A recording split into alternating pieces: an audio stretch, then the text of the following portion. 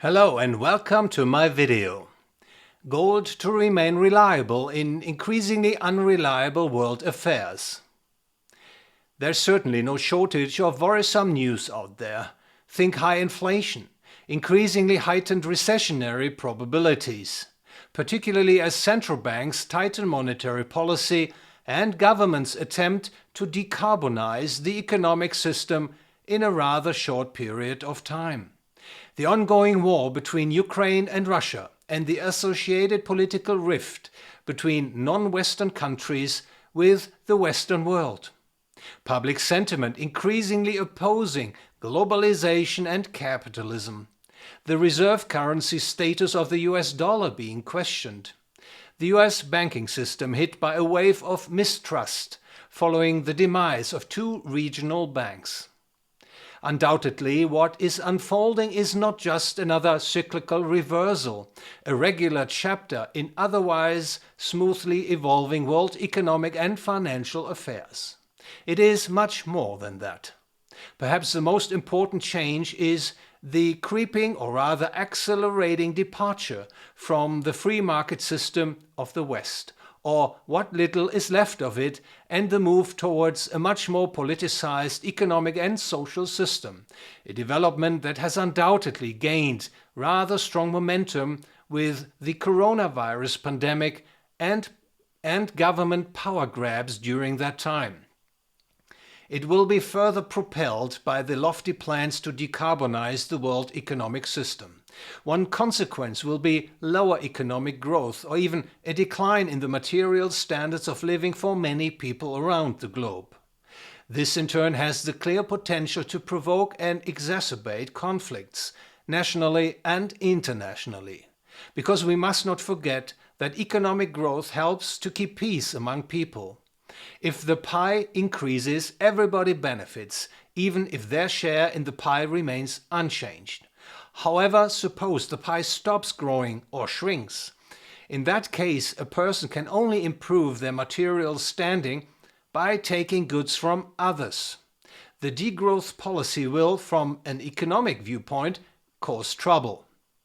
Needless to say that a regime of reduced economic expansion, not to mention shrinking output, also poses major problems for the economy's debt sustainability and the relative prices of goods and services and assets, land, housing, stocks, etc.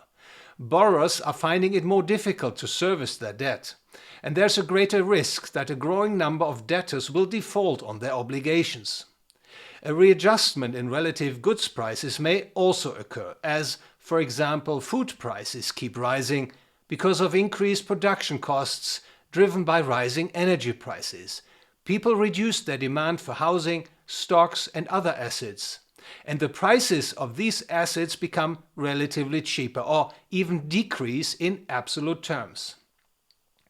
Clearly, in a world built on credit, any such changes would potentially put serious strain on today's fiat money system.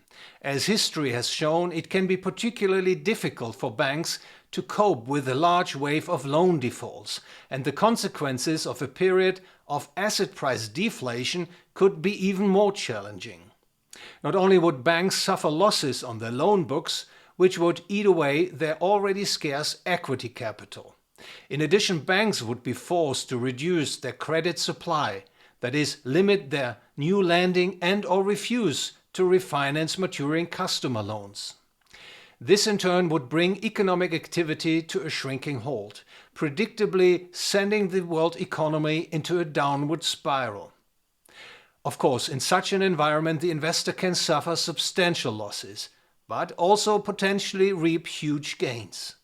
A key question is whether and to what extent the world economy is moving towards a degrowth regime, or whether this largely ideologically politically driven process will be stopped and reversed at some point. For the time being, under current political directives, which are more or less unchallenged by most regional electorates, it is fair to assume that additional risks will build up in the present economic and financial architecture, and that the entire system will also become increasingly vulnerable to external shocks. As long as the overarching goal is to preserve the current fiat money regime, particularly to finance the transition towards a degrowth regime relatively smoothly, one victim can already be identified: the purchasing power of money. To keep governments and the financial sector liquid, needed to prevent large-scale street protests, central banks will have to print more and more money, which is made available at artificially suppressed interest rates. The developments in 2020 have illustrated that increasing the quantity of money can become a widely accepted policy. In the hour of need, governments and the public at large are likely to consider increasing the money supply as the least evil policy, even if it causes sky-high inflation. This is where physical gold and silver come into play. These precious metals have served men as reliable means of payments for ages. They have never lost their store of value function and are in a very good position to be re-evaluated in a world where especially the unreliability of fiat currencies, the chronic loss of purchasing power, is becoming increasingly obvious to a growing number of people. You do not have to be an alarmist to make a case for holding at least a portion of your portfolio in physical gold and silver.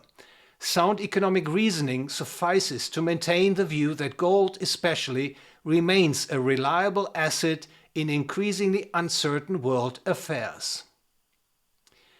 Thank you very much for your attention. If you enjoyed the video, please like, share, ring the bell and follow my channel.